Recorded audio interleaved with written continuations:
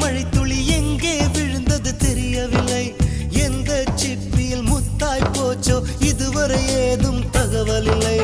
அழகே உன்னை காணாமல் அன்னம் தண்ணீர் தொடமாட்டேன்.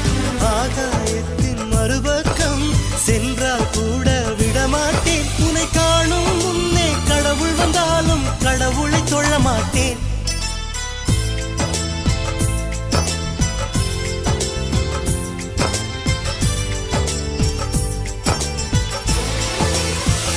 எங்கோ ஓர் சாலை வளைவில் உன் பிம்பம் தொலைந்ததடி. அங்கேயே நின்று கொண்டு என்